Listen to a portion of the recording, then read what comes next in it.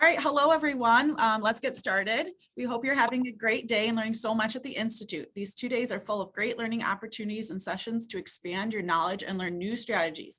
And it's great to see everyone. I apologize, my camera's not working. This is a new computer for me, so if it was working, I would be on there with you. Just a few housekeeping reminders before our presentation.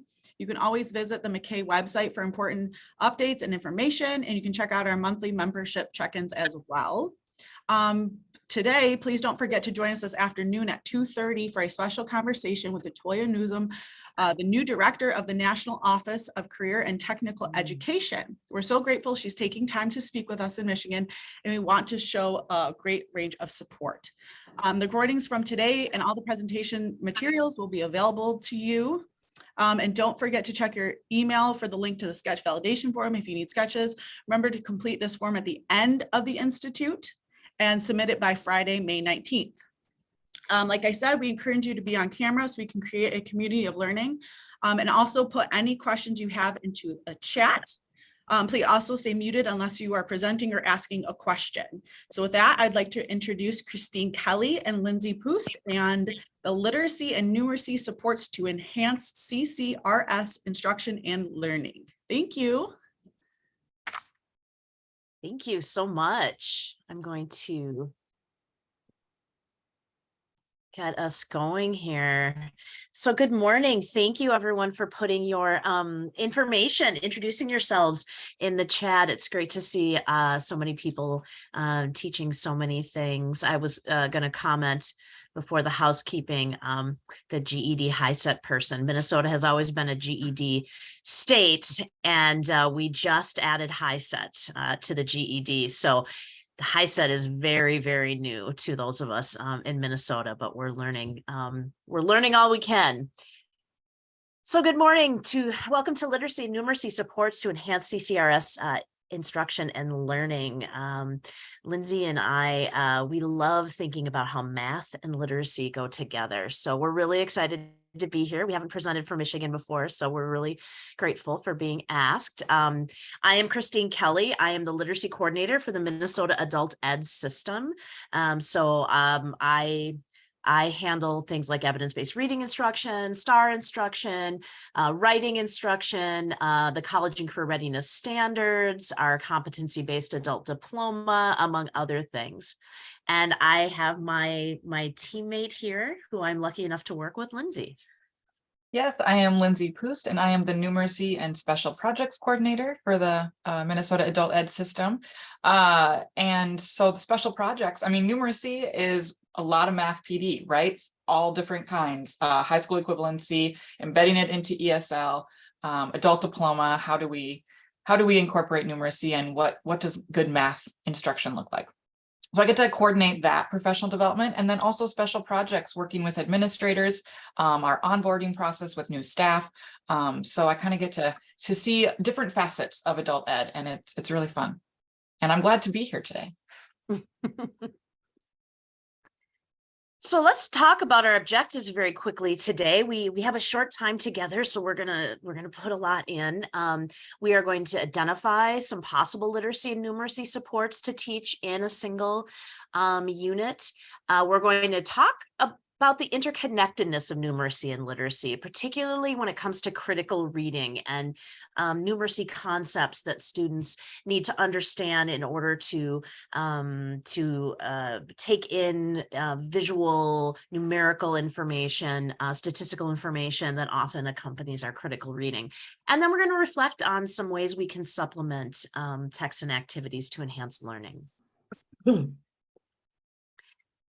We will be providing a Padlet link, and the slides will be there. So just to let you know, you can sit back and participate and not worry about furiously taking notes or anything. We provide all the slides and also the materials, the activities that you see, the different literacy activities, math activities, they're all on there. So so you will have access to everything. And I believe, Lindsey, are you going to put that in the chat, or are we going to wait till the end? Yep, I can do that.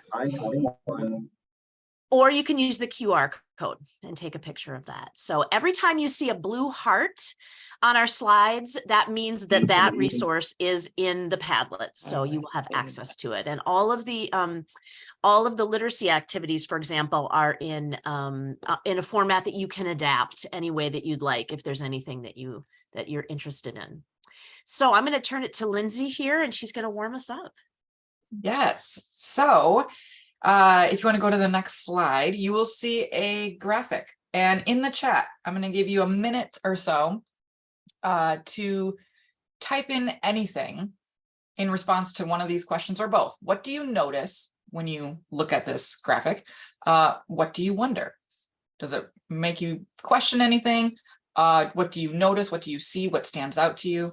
There is no wrong answer. So I invite you to write some comments in the chat.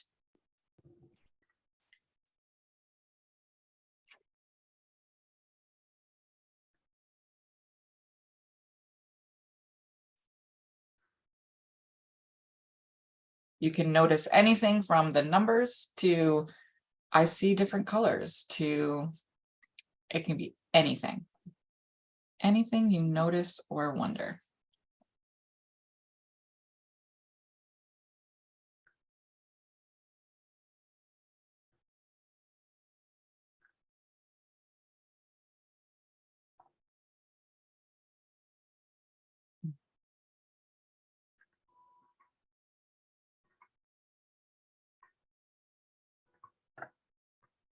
I have to giggle a little bit because when it says other, I'm the same. Like, what is other? Yeah, these are great comments and questions coming in. I'm going to just read a few of them. I'm not sure if on the recording the chat is there. For us, we don't have the chat available on recording. So questions like, why are people so addicted to appearances? I wonder what the other category reasons are, like Kristine was pointing out. What are bullies so afraid of? Appearance may include race, religion, clothing, financial status, sexuality. So the other categories could be included in that appearance. Cyber bullies focus on appearance over more personal aspects of a person that may take time in order to find out. The size of the appearance section, it all could be tied to appearance. There's overlap. It's over 100%. I wonder what is in the other 20%. Another one, yes. So there's a lot of comments about appearance and wondering about that and the size, and then starting to think about that the fact that it's over 100%, right? So if you go to the next slide, that was a really quick notice and wonder. I love notice and wonders because they are really that low floor, high ceiling. Anybody can participate, but yet you could have students, we all have multi-level classrooms, even if we're teaching one level, that students are able to kind of take it as far as they can. And also there are always things that students can comment on, and it can be non-threatening. So it can create good conversation and access. But the reason I chose this, so I did that much faster than I would ever do in a classroom. But the reason I chose this is because I would consider this a math fail, that this is how someone chose to represent this information. But it is that comment about it, there's some overlap. It's over 100%. And usually we choose pie charts to represent a whole 100%. And so that appearance section is really interesting because it says 61%. But does that look like 61% of that circle? It can be misleading. It looks like about a third, not 2/3. So I love all these comments because this is exactly what we want. We want the noticings and wonderings that are in the chat are about the content and what questions and implications this data has for society, and what does this mean? And I would love to go down that conversation and have that go down that road. But I'm choosing to focus on the math piece right now. So all those comments I love, but it's just being mindful of how are numbers represented, because this is misleading. So that's kind of our little introduction. So when Lindsey and I work together and we try to find ways that math and literacy can intersect, and we see it all the time, but one area that we've really been talking about with teachers is the idea of critical reading, and that numeracy plays a big role in that. As adults, we come across a lot of visual information, like the pie chart that Lindsey just showed, that is presented often in very biased ways. My students are always, they often know how to read visual information very literally, like to look and pull information. Where they begin to struggle is thinking about making inferences, noting trends, looking at point of view and purpose of visual information, just like we do with print text. And so we talk about quantitative information and qualitative information, and both can be biased. Numbers can be terribly biased. And that's something that as critical readers and consumers of information, we need to be savvy to, and something that I would work with my students on a lot. So how do students really close read numbers and statistics when it comes to some kind of content that they're working on that, that has no easy answer? And we'll get a little bit more into that. But first, I'm going to talk about a literacy lesson. So I'm going to give you an example of a literacy lesson that I would build out around an essential question for high school students or for adult learners. And this is in an probably intermediate ABE level, advanced ESL on up, but think about ways any of these activities could be modified. So when I'm planning a lesson or a unit, I ask myself some key questions. I don't start with standards, whether it's the college and career readiness standards or whatever standards a particular state has. I always say, I don't think about the standards first. I think about these questions. Where am I providing students opportunities to engage with text? And text means a lot of different things, right? Video, read alouds, print. So I'm thinking about complexity.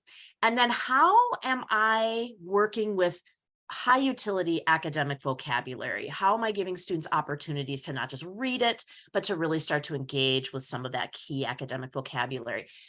What kinds of questions am I asking? And am I asking questions that build thinking rather than hitting students with a really challenging question first, starting with maybe easier questions. And then as they get to be more familiar working with the text, I can really ramp up those inferencing questions, those evaluation questions, those questions about point of view. And where am I providing opportunities for students to employ evidence? When do I have them actually talking about what they're reading and providing evidence? When do I have them writing about the evidence? Am I building around an essential question? We'll talk a little bit about how a lot of times in adult basic education, teachers will say, well, my students are very intermittent. It's very difficult to build around an essential question. But there are ways to do so where you have students who have maybe different entry points. And then finally, how am I using multiple texts? I'm not just using one text. I'm going to use 3 texts, 4 texts, might be a couple, visual text, visual information, and a print text and a few videos and a website. And how am I really building out this knowledge? These are the key questions I always ask myself when I'm designing instruction, because if I do this, I'm going to hit meaningful standards, lots of them. So Lindsey, I'm going to bring you back here for a second to talk a little bit about some other work that we've seen that kind of brings that literacy and numeracy together. Yeah, so Beers and Probst did have several different signposts of reading. And one of them has to do with teaching students explicitly how to ask the question, why did the author use those numbers or amounts? And because the answers might help us come to a conclusion, make a comparison, see details, make inferences, find facts, recognize evidence. And so it can help us do all those things. But I also think it's important to ask this question, because sometimes the answer is the numbers don't actually add any meaning. But do I know when they add meaning to the context and help me make inferences and draw conclusions? And when it's just kind of extra information, do I know the difference? Am I always skipping over numbers? Or am I reading them and then critically thinking about them? So just wanted to point that out, that that's part of critical reading. Oh, and on the next slide, there are just 2 quotes about comments from students after they were working with this, because a lot of the students said, oh, I just skip numbers before they just skip over them and just keep reading before they were working with this signpost. But then a couple comments afterwards, students said, these numbers, they made me see that it's a bigger problem than I thought. And I especially love this next quote about majorities, because like knowing that a bill passed 51% to 49% gives a much different picture than if they just said that the bill passed. You don't actually know like how close it was, and how large of a majority was in favor of it. So it gives context. So I really like that example as well.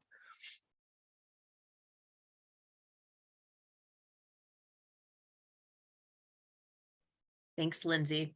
So the core content that we built around is something from something called Word Gen Weekly. It's from the SERP Institute. Please put in the chat box if any of you have used this content. It is free. It's amazing how much is there for free. You do need to create a login. We're going to provide that content. It's on the Padlets. But this is written for, they say middle school level. And of course, in adult ed, we don't, grade equivalencies can be very problematic because our adults come in with so much, vocabulary and so much life experience and background knowledge sometimes. But I have used these with my high school equivalency and my pre-GED and even pre-GED students. And it's a great launch pad for maybe building into some more complex texts. But all of these are built around compelling topics, debatable topics. And you'll see that in each unit, and there are tons of units, 5 academic vocabulary words are identified with some work on that. There's a lot of looking at arguments and reasoning and reading for evidence. They're very interdisciplinary because each unit has a literacy aspect, but also a numeracy aspect, a science aspect, a social studies aspect. And as I said, it's a great starting point, even for my students who are maybe higher on a TABE test or a CASAS goals reading test. Sometimes they struggle a little bit with dense nonfiction information. And so it's a great place to build from. And I'm going to have Lindsay talk a little bit about the Padlet here. So I just put a link, the same link that I did earlier, again in the chat. If you click on that, the very first document on the top left, it should look like this screenshot. This week's issue, our schools responsible for protecting kids from cyberbullying. This is the core text that we are going to be working from today when Kristine is giving us ideas for how to build out and support additional literacy aspects. And then I am going to talk about this same lesson and address some numeracy aspects. So this will be the text that we're going to be working with. So if you click on that and just take 1 or 2 minutes to skim through it, you don't have to read it fully, but just so that you kind of have that in your mind as we're talking about what supports we would add, that you can then put it in context. Yes, so the Work Gen Weekly unit content is the unit. What's here as I'm annotating, if you click on that, that's the Advancing Academic Language for All content. This was added to many of the units with additional language support specifically for English learners, although I found that they work really well with all my learners. So this is the content here, the core text, and then this is an accompaniment that I used as well. So we'll give you a minute to look at that first one, skim through it. If you have problems opening it or finding it, please put that in the chat, because then we will get it to you in another way.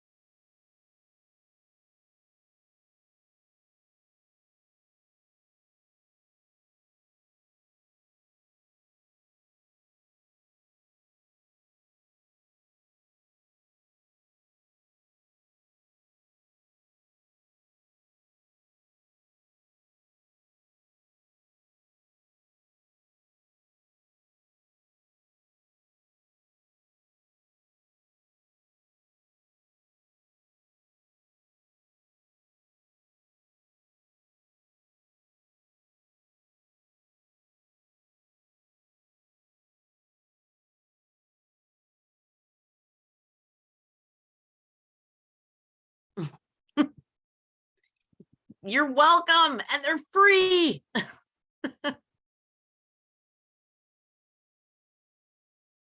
It's like you read my mind, like you were there, like a fly on the wall in our classroom the other night. Thank you so much.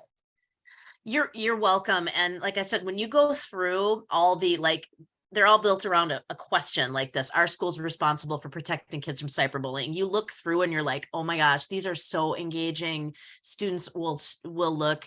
And I know that we were told when we were meeting about doing this, that there are a lot of teachers teaching high school, alternative education. I taught in an alternative high school full-time for 10 years and had about 80 students at any given time in the school. And this is the kind of stuff they just got so engaged in, talking about these debatable ethical topics.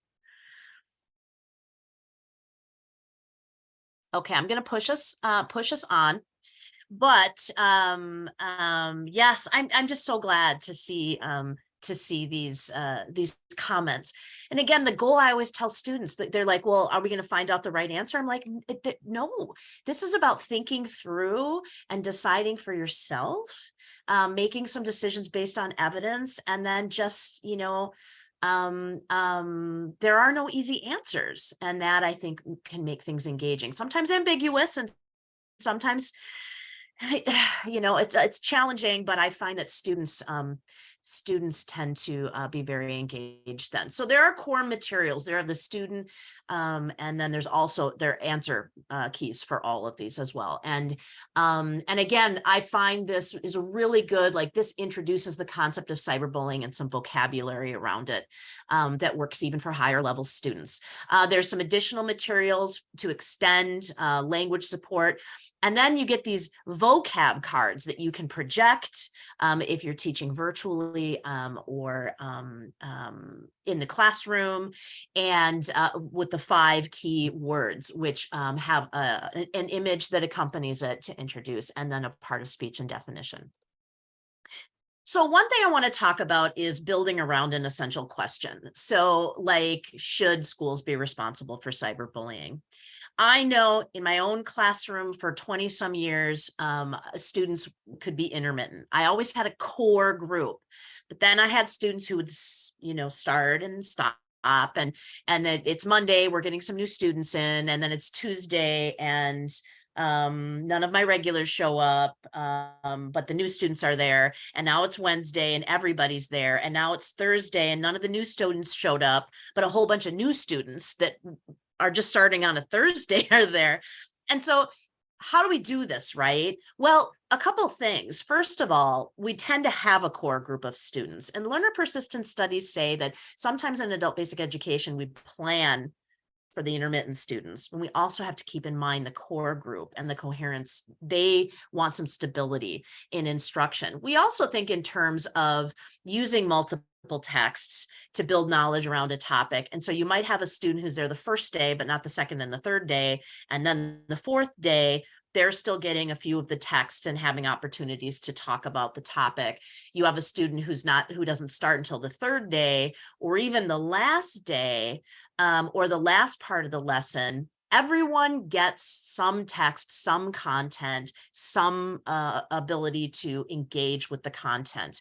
And you can create different choices for students to demonstrate knowledge depending on how long, if they've been there for the whole thing, or they've only been there for a few days, or just on the first day and now they're back. So output requires input. And when we want students to debate, we want them to write, we want them to talk to each other and use evidence.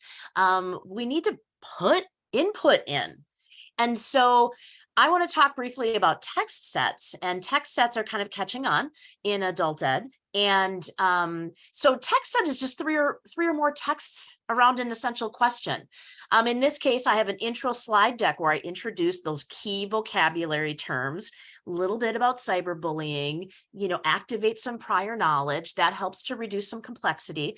Then I think, what other print texts am I going to use? Are there any digital texts that I'm going to have students access online?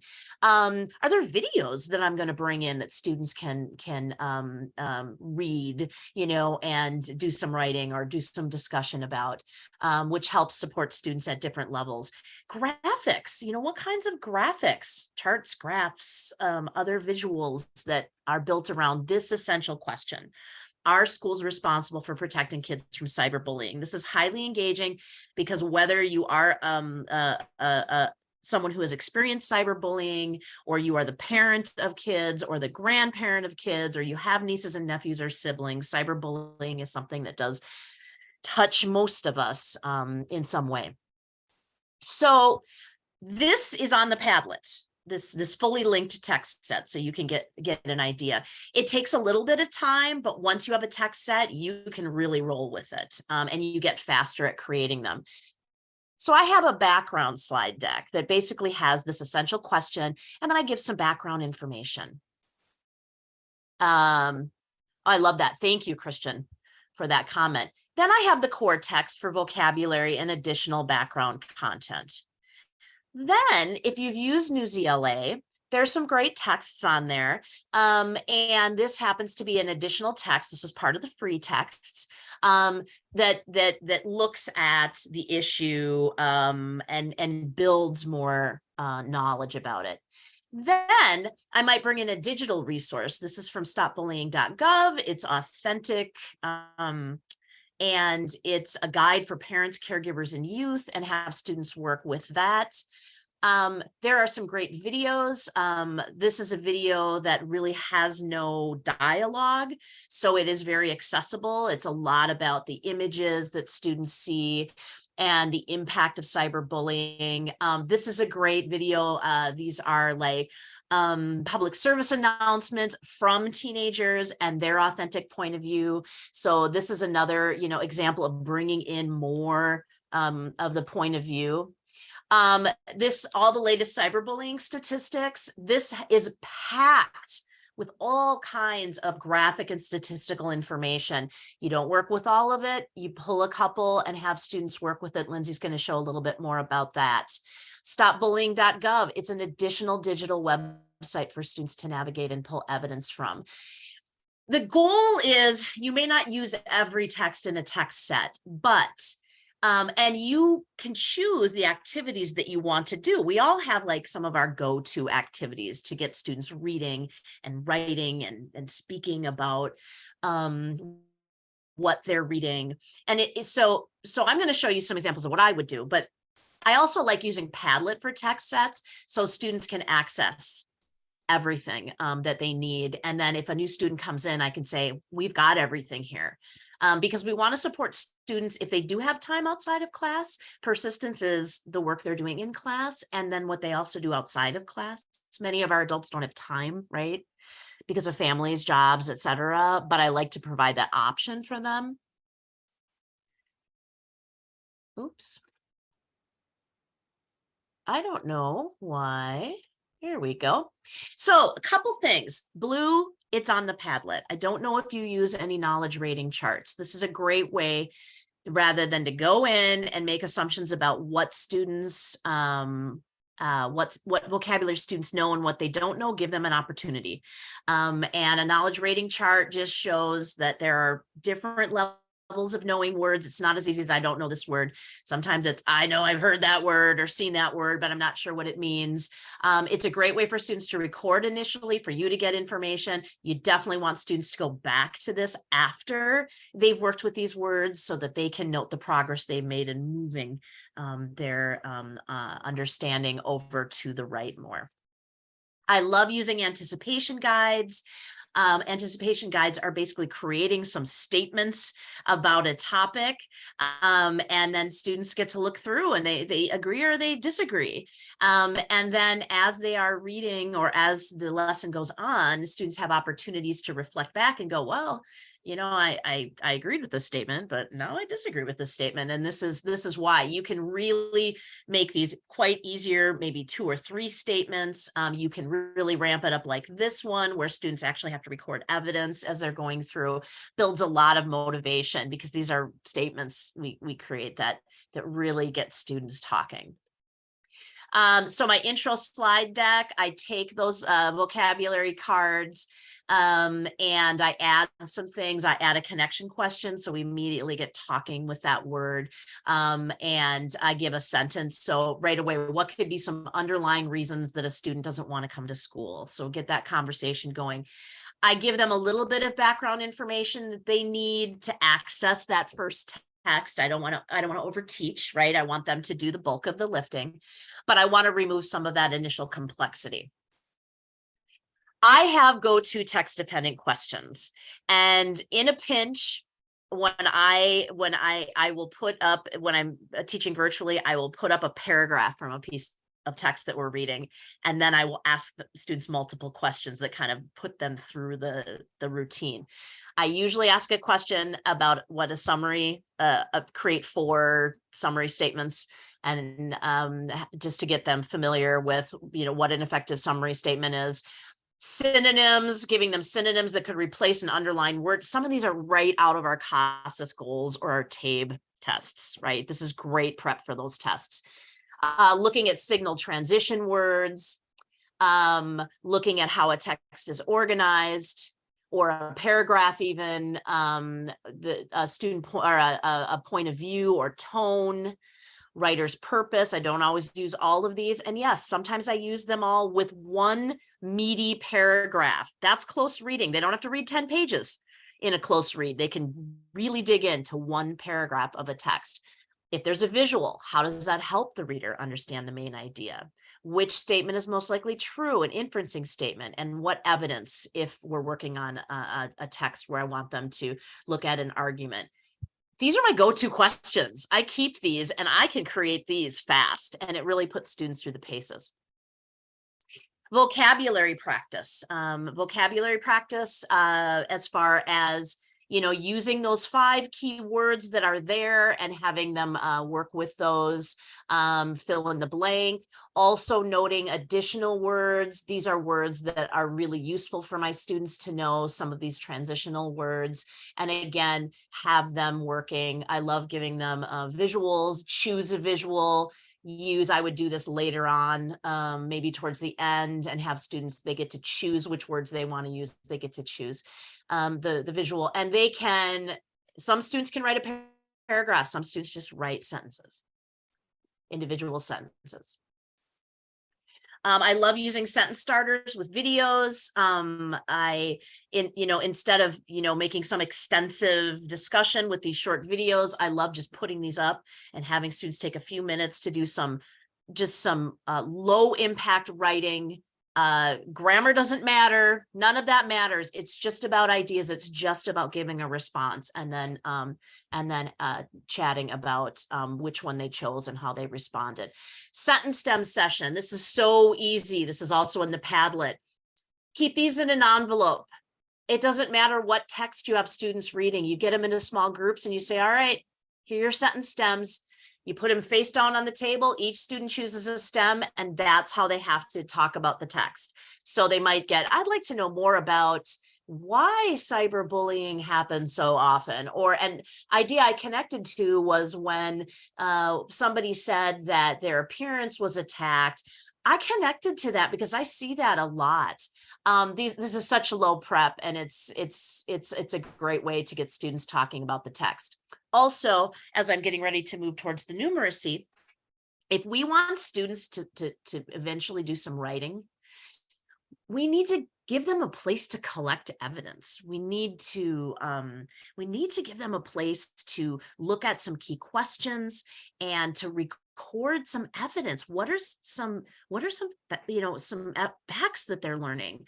What is some evidence on one side or another? What's some key vocabulary that keeps coming up over and over and over again? So this is that input. There's lots of different ways that graphic organizers, that students can keep evidence together.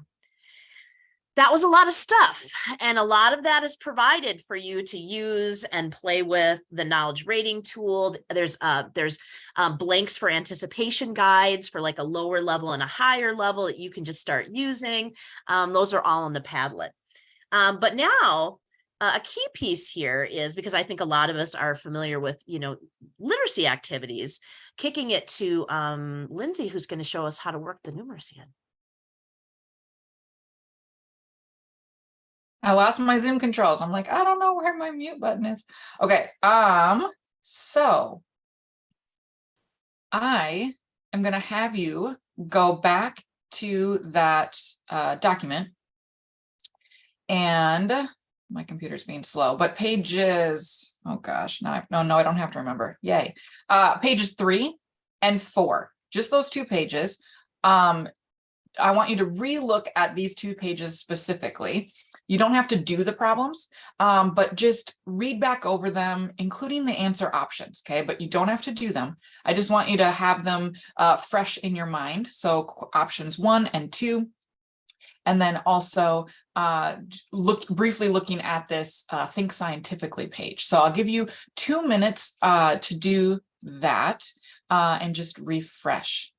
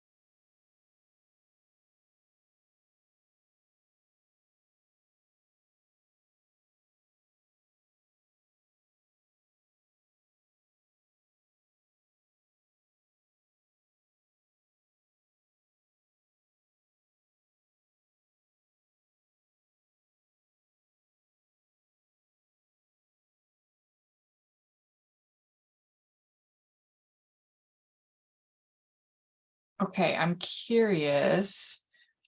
Well, I won't make you answer that question. I was going to say, would anybody skip these pages if you printed out this lesson? And honestly, for that, especially that second question on the math page, the page 3, this one, I love math, but I would be tempted to skip depending on what class I am teaching, specifically because of the algebra. And it's like, do I want to get into that, right? So anyways, so if you're like, I don't think I would want to do these, you're not alone. But I want to talk about a few ways. We won't answer these questions together, but something that I'm going to answer is like, what key ideas about percentages are present here? And then just be thinking about what critical reading benefits are there to developing and solidifying students' understanding of percentages. So we're really focusing on percentages because that's what these pages are really about. You see some 3 key concepts that I'm going to focus on in this next portion here, about how we can draw out understanding without it being maybe a math class. You might be presenting this in a math class, and then you can, build it out as much as you want to. If you are embedding this in another course, it's kind of like, how do I decide what to teach and how to teach, because there are other objectives that I'm trying to meet as well. So I'm just going to give some ideas. These are not the only ideas. These are just hopefully will either confirm, hey, I'm already doing that, or give a couple other ideas for inspiration. So I'm going to talk about benchmark percents, the fact that a whole is 100%, and then writing with symbols. So, and what I love about too, this concept of percents is that it is, if that was one of the only things we focused on in non-math classes, I think it would serve our students very well, because percents are everywhere, right? We are constantly having to interpret data in the news, in healthcare settings, et cetera, that I think it would serve all of us well. It helps me always to revisit and challenge myself.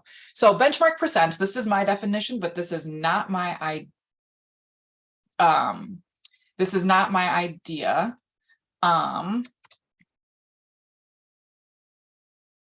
So they are percents that help me estimate, reason about, and solve problems involving percentages. So I first start with, what does 100% mean?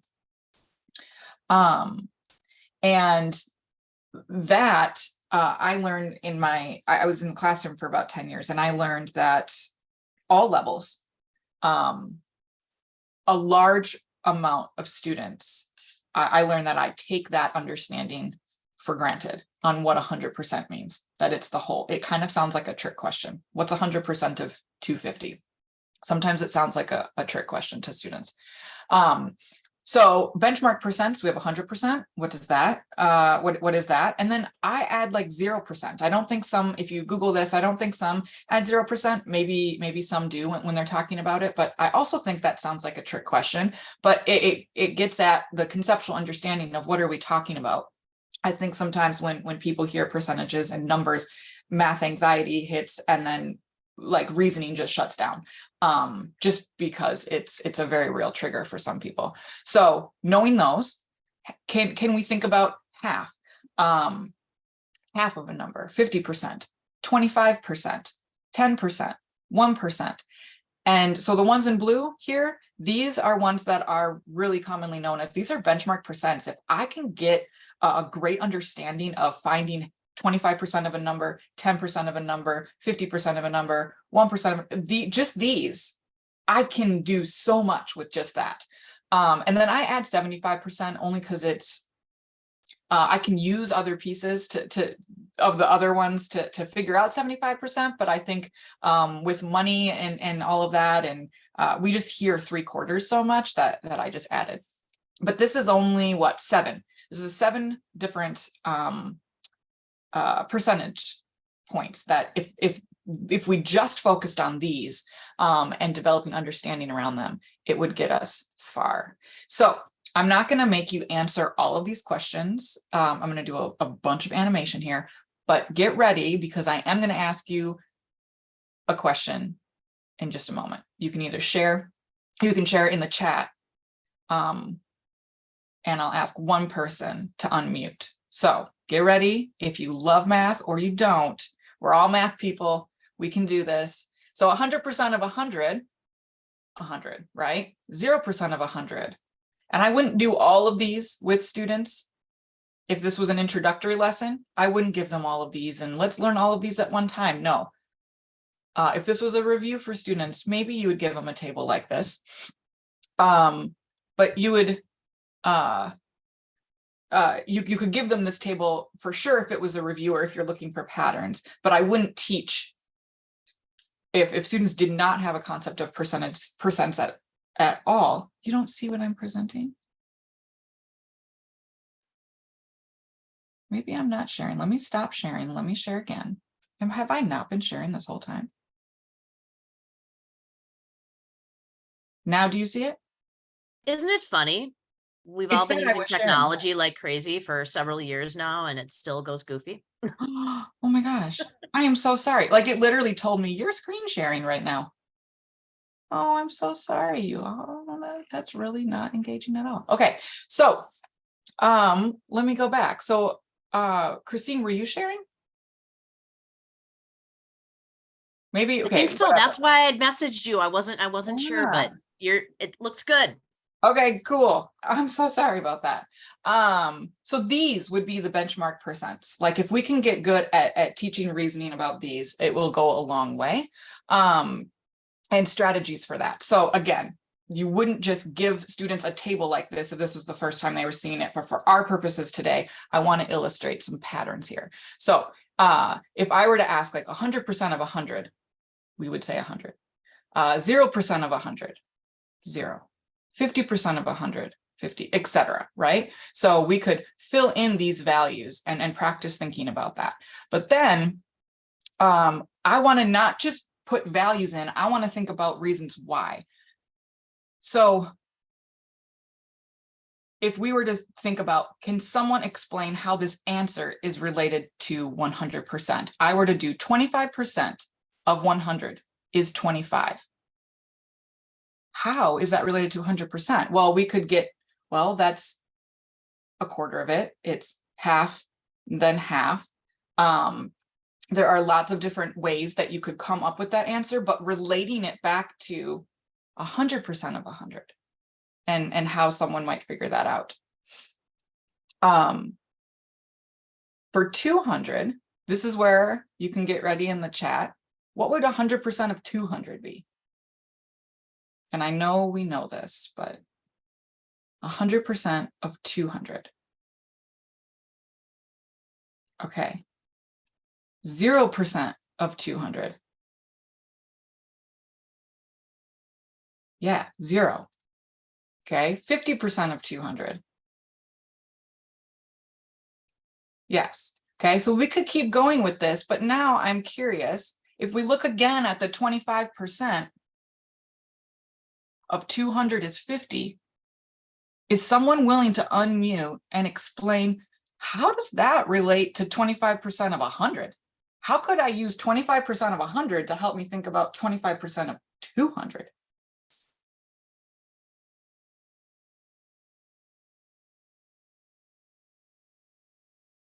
Okay, but no one can laugh at me if I'm wrong. That's okay. No one's gonna laugh.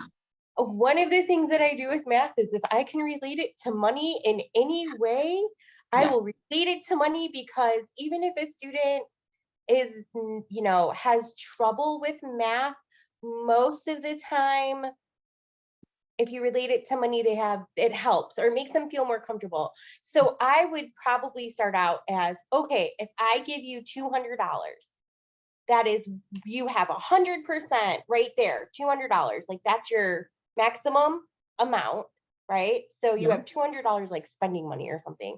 So 100% you have in your hand.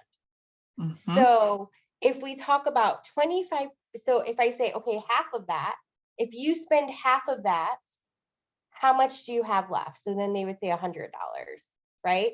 So then we say, okay, so that would be 50% of, is 100. So what if you spend another half of that? So then you're left with 50. And then I would probably go back and we could make like a chart or like a little pie chart or something that shows like $200 divided by like in quarters. So you got 50, 50, 50, 50, and maybe like exit out or something like that to show them that 50, that I feel like a lot of my students, if they have some kind of visual representation with math, it does help. So that's probably how I would go about it.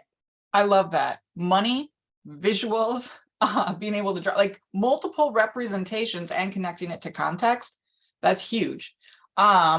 Is someone else willing to share another pattern or another way of thinking about how would I find 25% of 200? Anybody have any other ideas? One more.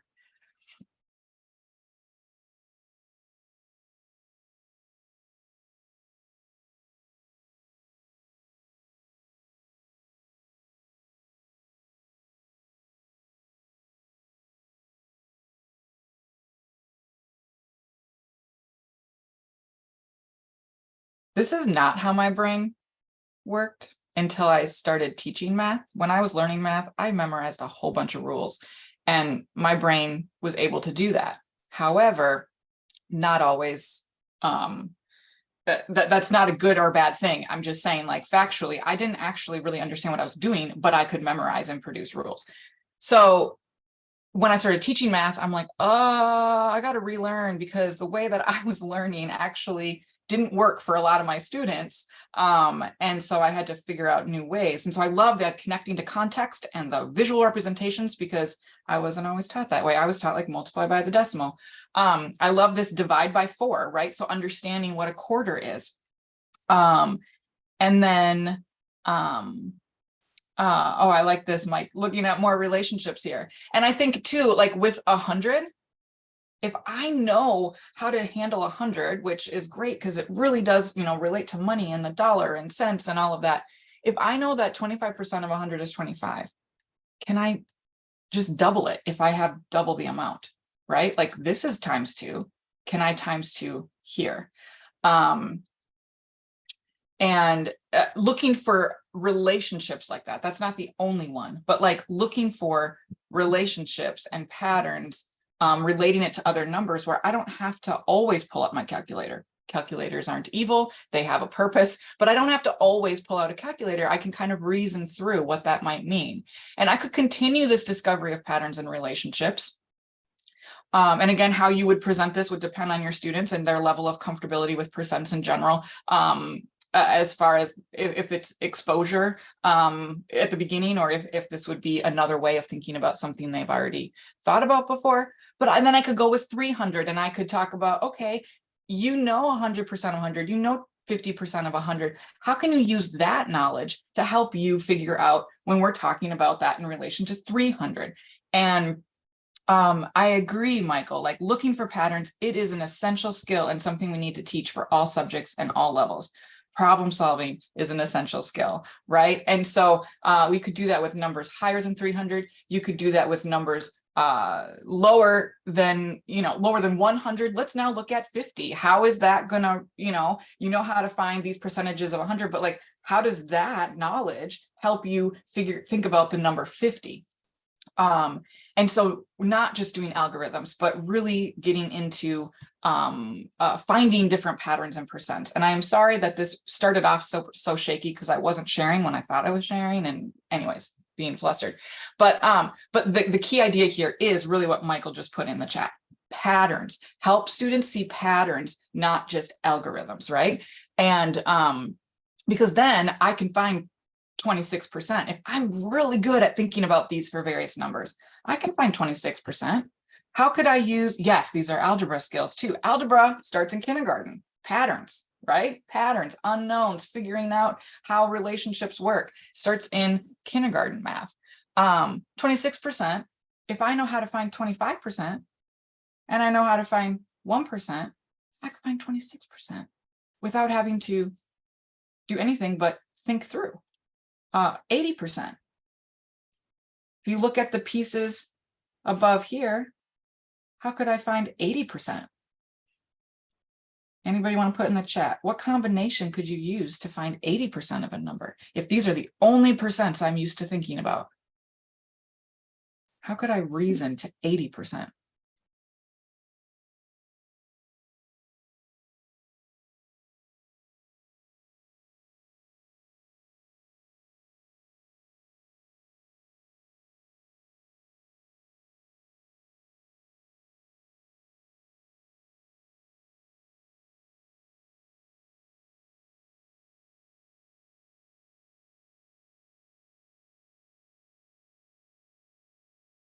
Making changes in algebra problem. Yeah, some people cannot manage that anymore. Yes.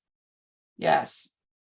Philoretta, I love that 50 plus 10 plus 10 plus 10, right? Like I can reason through, I could do 100 and take away 2 10s. I can, there's just so many different ways that we could think about it. Okay. And I won't make us go through all of these, but we could find all of these, even ones that are higher than 100%. So if we go back to this question, and you don't have to go to your sheet, it's on the screen. That first question is asking us to think about 37% of 400. So if I've just been working on patterns, and I love that, Teresa. Yeah, you could do 5 ones and 75%. If I've been working on patterns and thinking about 100%, 50%, 25% of different numbers, then this problem, I can now reason through with just patterns. And I could use answer options and kind of just eliminate based on my understanding. Oh, it's got to be less than half right there. That eliminated an answer, right? So being able to kind of reason through what might it be can now be possible. And students are now critically reading. They're not just taking numbers and trying to perform a calculation. Not bad, but if we don't understand the reasoning behind it, we're not critically reading. Okay, I'm going to move through those last two more briefly. That one I wanted to spend the most time on. This one, if we look at the science page, there are these 3 charts. And so this brings out the concept of a whole is 100%. And you don't have to write anything in the chat for this, but I would potentially cut and paste one of these and project to my students or on the screen or whatnot and ask them, what do you notice? What do you wonder? Let's just look at this graph. And if students are not saying this, they may, but if students are not saying, oh, 47 and 53, someone notices that adds up to 100, I would want to steer the conversation that way. There's so many right answers here if you say, what do you notice? What do you wonder? But as a teacher, I know that I'm choosing this because I want to drive the conversation to, wow, this is 100%. A whole is usually represented, a pie chart represents a whole 100%. Okay, so kind of gathering that knowledge. You could do other notice and wonders with other graphs. So these are from one of the sites that Kristine has on the Padlet as well. But asking them to notice and wonder about this, and just like, or this one. And just like that math fail that we did, these add up to more than 100%. So now what does that mean? I know a whole is 100%. So now what does that mean about the data if they're all adding up to more than 100%? People must have been able to answer more than once, right? And so, but knowing that is huge. Even looking at, oh, the scale stops at 40%. What if they had made it go to 100% with these same numbers? How would that change how I'm taking in that information? So someone might point out that, and then that, oh, it goes up to 40%. You're right. Yeah. And then you can ask, how would it change if it actually went up to 100%? There'd be a lot more white space. I wouldn't supply that answer for them right away. I would see if they could say that, but that's a really good thing to think about because the way data is presented to us, there's a reason for the scale and why someone chooses that as well. So lots of different things, even in text. So that can understand, like how we understand a whole can affect how we contextualize and interpret data.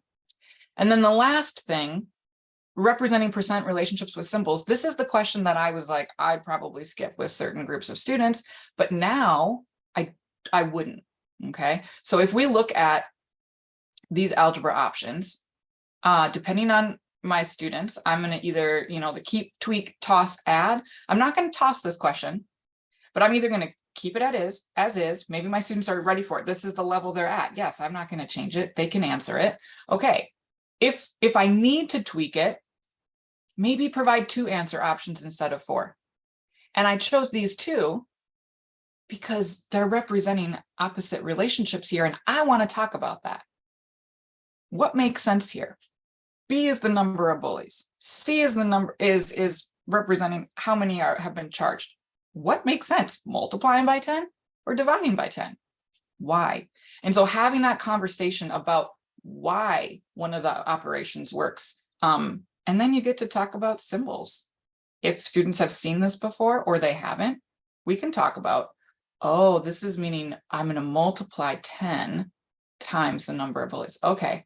Or I'm going to divide the number of bullies by 10. So having that conversation, but just give 2 opposite options and then talk about what makes sense.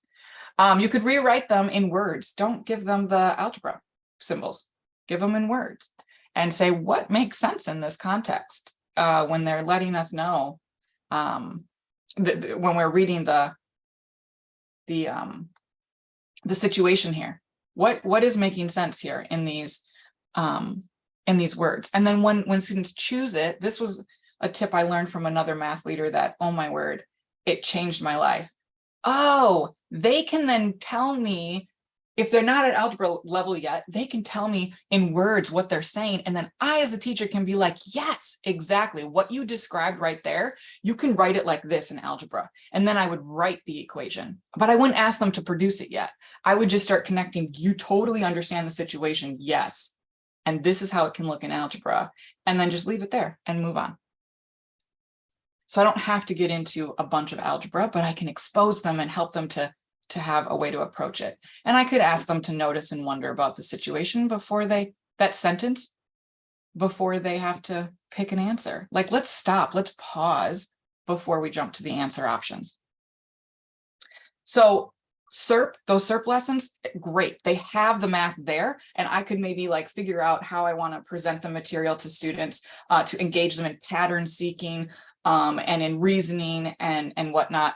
But if I don't have those activities built right there, use the numbers that are already present in a text you're using. They might be important, they might not be, but can I help students reason through when they are important and why? Or if there aren't numbers in the text I'm using, choosing a visual text to add to the text set. Identify what math concepts are needed. I don't have to teach everything. If it's not a math class, I'm not teaching everything, but like what's needed to kind of do some pattern seeking and reasoning here, and then preparing one or more activities for that. So just a couple of ideas, hopefully inspired you. They might not be ready to take exactly to your context, but hopefully something inspired you to think about maybe how to present some pattern seeking and critical numeracy in your lessons.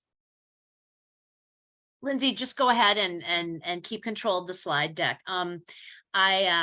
I love, Lindsey, this is obviously part of a much longer training that we do. But just a little bit of a taste of it. We are always thinking in terms of how we can combine literacy and numeracy, and something I know we're both excited about is exploring more in some professional development, the concept of play, and how that applies to math and how it applies to writing. And so we just see a lot of great overlap. So finishing the lesson here. Just tick through these, Lindsey, really keeping an eye, and we could even add, like, I think we need to add, Lindsey, we need to add a numeracy question here. We need to add something that gets people's focus on what numeracy they potentially could be pulling in. And also speaking and listening practice, the goal of these SERP units are, that students come up with some kind of a claim based on the essential questions. So, in this case, giving them a choice. Schools are not responsible, schools are responsible, or create and support your own position, because I always have students who say, well, they kind of are and aren't responsible. And that is a fair claim to make as well. I love to use, this is based on the work of Dr. Kate Kinsella. This is also on the Padlet. Great way. We want students having collaborative discussion and giving them some of the tools. I wouldn't give them all of these at one time, but having them kind of practice that language of debate and some of that academic language, which works really well in this format. Also, I like to give them choices again, and I like to give choices that students can do even if they haven't been with me through all of the content. So some different things that I would give students a choice is they could conduct a survey of 10 people and then present the data to the group and conclusions. They could create a Google slide presentations about cyberbullying, give some examples and include images that connect with the content. Write a persuasive essay. We have students who, they are going to take high school equivalency tests, or they are preparing for college. So, I always offer the essay as a choice. Create a short guide, for students who are a little bit more creative, some informational guide like a pamphlet or something. And I know this has been popular with in conjunction with family literacy programs. Creating an infographic. I always have students who are very tech savvy. Canva is something that students who are tech savvy like to use, and they can create like an infographic.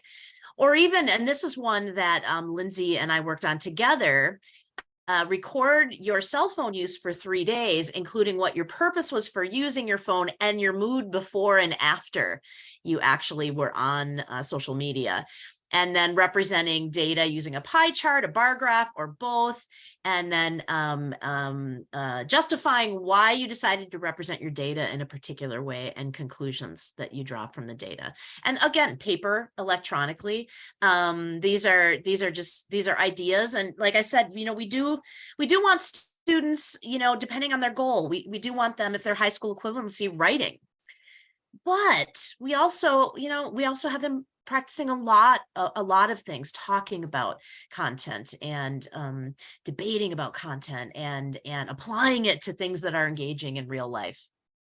So remember, how are students building knowledge, literacy, and numeracy skills around an essential question? And it's a great question to examine and to think about. And Lindsey does such a beautiful job of showing you don't have to go down the rabbit hole and become the math teacher.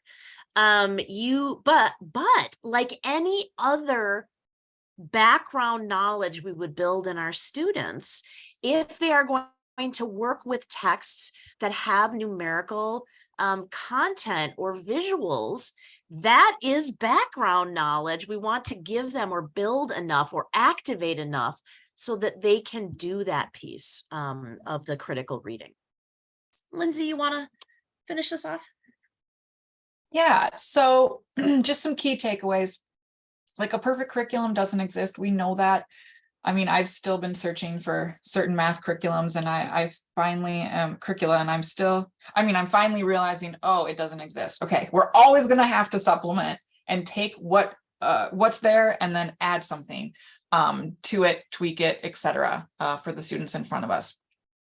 Providing support requires research and asking questions.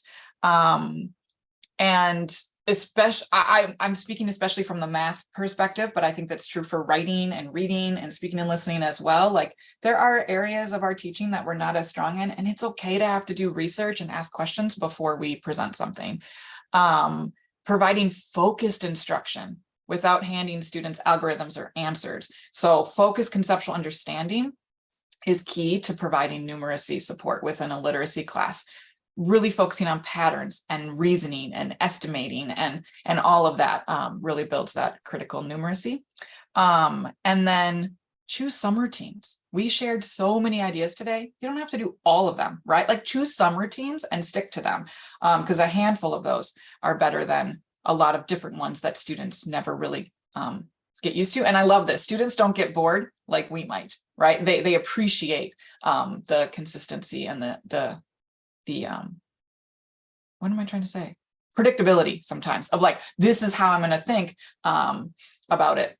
I know how this routine works, and now my brain can start to think about the content. Not only that, but like, my students would get used to anticipation guides, and then when, there would be new students who would come into the classroom, they just, they'd be like, oh, let me tell you how this works. And so those routines, they really take a lot of cognitive load off. And so we still have a few minutes left, and we're glad about that. We wanted to make sure we had time to kind of hear from you, like, how did numeracy and language work together in this lesson, or how could an activity like this be done in your literacy class or your math class? What would be some benefits or challenges?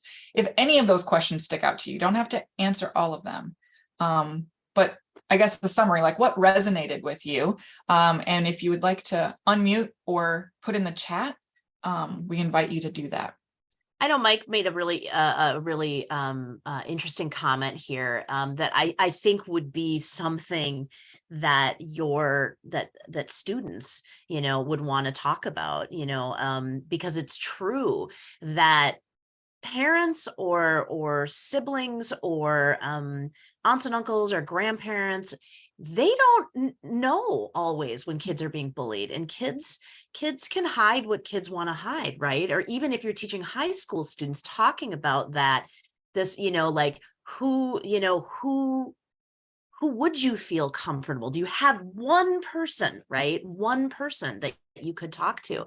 But and this whole idea of leaving parents out of the equation, and there's just so many engaging topics, really relevant discussion to adult learners who are likely, dealing with this within their own families. Or they themselves are being cyberbullied. Any comments, questions, takeaways, ideas?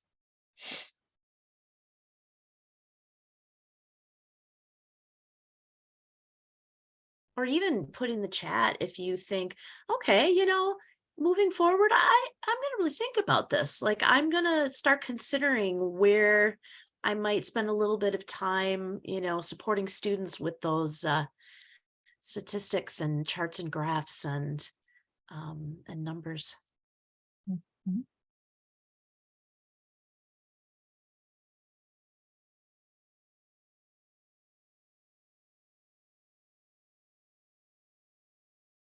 I think we wore everybody out, Lindsay. We did the fire hose. Yep.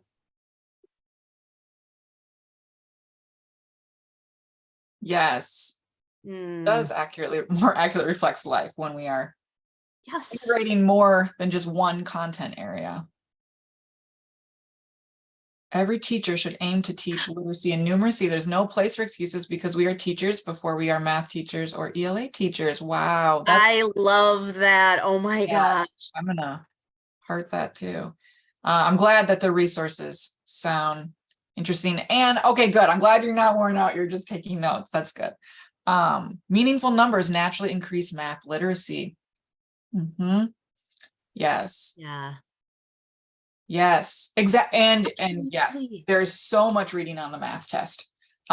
Like we have to address literacy in numeracy and in math classes, and we have to address numeracy in reading and writing classes.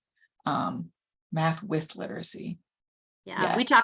we talk about close reading in ELA, right? And helping students close read for like the most pertinent information, or if they're going to, construct a summary or something.